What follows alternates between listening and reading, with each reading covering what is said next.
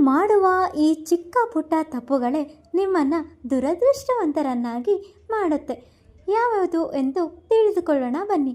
ಕೆಲವೊಂದು ಕೆಲಸಗಳು ನಮ್ಮನ್ನು ದುರದೃಷ್ಟವಂತರನ್ನಾಗಿ, ಬಡವರನ್ನಾಗಿ ಮಾಡುತ್ತದೆ. ಅದನ್ನು ನಾವು ತಿಳಿದು ಮಾಡಿರಬಹುದು ಅಥವಾ ತಿಳಿಯದೆಯೂ ಮಾಡಿರಬಹುದು. ನಾವು ಮಾಡುವ ಯಾವೆಲ್ಲ ಕೆಲಸಗಳು ನಮ್ಮನ್ನು ದುರದೃಷ್ಟವಂತರನ್ನಾಗಿ ಮಾಡುತ್ತದೆ.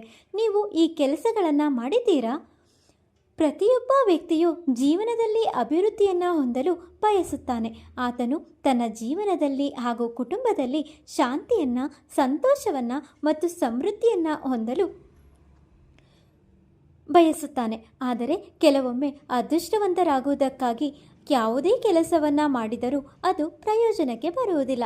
ಇದಕ್ಕೆ ಮುಖ್ಯ ಕಾರಣವೇನೆಂದರೆ ನಾವು ತಿಳಿದು ಅಥವಾ ತಿಳಿಯದೆಯೋ ಮಾಡುವ ಕೆಲವು ತಪ್ಪುಗಳಾಗಿದೆ. ಒಬ್ಬ ವ್ಯಕ್ತಿಯ ಕೆಲಸಗಳು ಆತನನ್ನು ದುರದೃಷ್ಟವಂತನನ್ನಾಗಿ ಮಾಡುತ್ತದೆ. ಭಾರತೀಯ ಸಂಪ್ರದಾಯದಲ್ಲಿ ಯಾವ ವ್ಯಕ್ತಿ ಈ ಕೆಲಸಗಳನ್ನು ಮಾಡುತ್ತಾನೋ ಅವನು ದುರದೃಷ್ಟವಂತನಾಗುತ್ತಾನೆ. ಬಾಗಿಲ ಮೇಲೆ ದೇವರ ಮುಖವನ್ನು ಹೊರಗೆ ಮಾಡಿ ಫೋಟೋವನ್ನು ಹಾಕಿದರೆ ಮನೆಯೊಳಗೆ ದೈವಿಕ ಶಕ್ತಿ ಹೊರಗೆ ಹೋಗುತ್ತದೆ. ಬಾರದು. ಶವಯಾತ್ರೆಯನ್ನು ತೆಗೆದುಕೊಂಡು ಹೋಗುವ ಸಮಯದಲ್ಲಿ ನಾವು ಅದನ್ನು ದಾಟಿದರೆ ಜೀವನದಲ್ಲಿ ಅಶುಭ ಫಲಿತಾಂಶಗಳನ್ನು ಎದುರಿಸಬೇಕಾಗುತ್ತದೆ. ಇದು ನಮ್ಮ ಪ್ರಗತಿಯ ಮೇಲೂ ಅಡ್ಡ ಪರಿಣಾಮವನ್ನು ಬೀರುವುದು. ಇದು ಮಾನಸಿಕ ಒತ್ತಡಕ್ಕೂ ಕಾರಣ ಕೂಡ ಆಗುತ್ತೆ. ದೇವರಿಗೆ ಅಳಸಿದ ಆಹಾರವನ್ನು ನೀಡುವುದು. ಯಾವಾಗಲೂ ನಾವು ದೇವರ ಪೂಜೆಯನ್ನು ಮಾಡುವಂತಹ ಸಮಯದಲ್ಲಿ ತಾಜಾ ಆಹಾರವನ್ನು ಅರ್ಪಿಸಬೇಕು. ತಾಜಾ ಹೂವುಗಳನ್ನು ಅರ್ಪಿಸಬೇಕು. ಮನೆಯಲ್ಲೇ ಶುದ್ಧವಾಗಿ ತಯಾರಿಸಿದ ಆಹಾರವನ್ನು ಮಾತ್ರ ದೇವರಿಗೆ ನೈವೇದ್ಯವಾಗಿ ಅರ್ಪಿಸುವುದು ಒಳ್ಳೆಯದು. ಮಾರುಕಟ್ಟೆಯಿಂದ ಅಥವಾ ಹೋಟೆಲ್ಗಳಿಂದ ತಂದ ಆಹಾರವನ್ನು ದೇವರಿಗೆ ನೈವೇದ್ಯವಾಗಿ ಅರ್ಪಿಸಬಾರದು. ಇದು ದೇವರ ಆಶೀರ್ವಾದವು ನಿಮಗೆ ಸಿಗದಂತೆ ಮಾಡುತ್ತದೆ. ಮನೆಯ ಶಾಂತಿ ಮತ್ತು ಸಂತೋಷವನ್ನು ಹಾಳು ಮಾಡುತ್ತದೆ.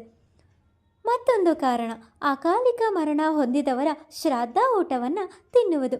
ಯಾವುದೇ ಒಂದು ಮನೆಯಲ್ಲಿ ಯುವಕನೊಬ್ಬ ಅಕಾಲಿಕ ಮರಣವನ್ನು ಹೊಂದಿದ್ದರೆ ಆತನ ಮನೆಯಲ್ಲಿ ಮಾಡುವಂತಹ ಅಂತ್ಯಕ್ರಿಯೆಯ ಸಮಾರಂಭದಲ್ಲಿ ಅಥವಾ ಶ್ರಾದ್ದ ಕಾರ್ಯದಲ್ಲಿ ಊಟವನ್ನು ಮಾಡಬಾರದು.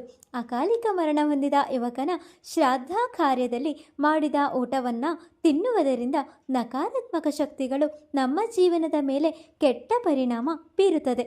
ಆತನ ಅಕಾಲಿಕ ಮರಣದ ಹಿಂದೆ ಅಪೂರ್ಣ ಶಕ್ತಿಗಳು ಅಥವಾ ಅಪೂರ್ಣ ಕರ್ಮಗಳು ಅಡಕವಾಗಿರುತ್ತದೆ. ಆತನ ಅಪೂರ್ಣ ಕಾರ್ಯಗಳು ನಮ್ಮ ಜೀವನದ ಪ್ರಗತಿಯ ಮಾರ್ಗವನ್ನು ನಾಶ ಮಾಡುವುದು. ಮತ್ತೊಂದು, ದೇವಸ್ಥಾನದಿಂದ ಬಂದ ನಂತರ ಈ ತಪ್ಪನ್ನು ಯಾವತ್ತೂ ಮಾಡಬೇಡಿ. ಅನೇಕ ಜನರು ದೇವಸ್ಥಾನದಿಂದ ಮನೆಗೆ ಬರುತ್ತಿದ್ದಂತೆ ಮೊದಲು ತಮ್ಮ ಕಾಲುಗಳನ್ನು ತೊಳೆಯುತ್ತಾರೆ. ಇದು ಸರಿಯಲ್ಲ. ಯಾಕೆಂದರೆ ನಾವು ದೇವಸ್ಥಾನದಲ್ಲಿ ಬರಿಗಾಲಿನಿಂದ ಓಡಾಡಿದಾಗ ಅಲ್ಲಿನ ಧನಾತ್ಮಕ ಶಕ್ತಿಯು ನಮ್ಮ ಕಾಲನ್ನು ಸೇರಿಕೊಂಡಿರುತ್ತದೆ. ಅಂತಹ ಸಂದರ್ಭದಲ್ಲಿ ನಾವು ದೇವಸ್ಥಾನದಿಂದ ಮನೆಗೆ ಬಂದ ತಕ್ಷಣ ಮನೆಯೊಳಗೆ ಒಂದಿಷ್ಟು ಸಮಯ ಓಡಾಡಿ ನಂತರ ಕಾಲುಗಳನ್ನು ತೊಳೆದುಕೊಳ್ಳಿ. ಕಾಲನ್ನು ತೊಳೆಯುವಾಗ ಕೂಡ ನೀವು ಹಿಮ್ಮಡಿ ಕಾಲಿನ ಮುಂಭಾಗ ಸಂಪೂರ್ಣವಾಗಿ ತೊಳೆದುಕೊಳ್ಳಬೇಕು. ಮತ್ತೊಂದು ಕಾರಣ, ನಾಣ್ಯ ಮತ್ತು ನೋಟುಗಳನ್ನು ಒಟ್ಟಿಗೆ ಇಡಬೇಡಿ. ಸಾಕಷ್ಟು ಜನ ತಮ್ಮ ಪರ್ಸ್ನಲ್ಲಿ ನಾಣ್ಯಗಳನ್ನು ಮತ್ತು ನೋಟನ್ನು ಜೊತೆಯಾಗಿ ಇಡುತ್ತಾರೆ. ಈ ರೀತಿ ನಿಮ್ಮ ಪರ್ಸ್ನಲ್ಲಿ ಇಟ್ಟುಕೊಳ್ಳಬೇಡಿ. ಪರ್ಸ್ನಲ್ಲಿ ನೀವು ನಾಣ್ಯವನ್ನು ಮತ್ತು ನೋಟುಗಳನ್ನು ಒಟ್ಟಿಗೆ ಇಟ್ಟುಕೊಳ್ಳುವುದರಿಂದ ಹಣಕಾಸಿನ ಅಸಮತೋಲನವನ್ನು ಎದುರಿಸಬೇಕಾಗುತ್ತೆ. ನಿಮ್ಮ ಬಳಿ ನೋಟು ಮತ್ತು ನಾಣ್ಯ ಇದ್ದರೆ ಇದನ್ನು ಪ್ರತ್ಯೇಕವಾಗಿ ಇಡಬೇಕು, ಸ್ವಚ್ಛವಾಗಿ ಇಡಬೇಕು. ಪರ್ಸ್ನಲ್ಲಿ ನೋಟನ್ನು ಮತ್ತು ನಾಣ್ಯವನ್ನು ಒಟ್ಟಿಗೆ ಇಡುವುದರಿಂದ ಹಣಕಾಸಿನ ಸಮಸ್ಯೆಗಳು ಉಂಟಾಗುತ್ತದೆ, ವೆಚ್ಚ ಹೆಚ್ಚಾಗುವುದು.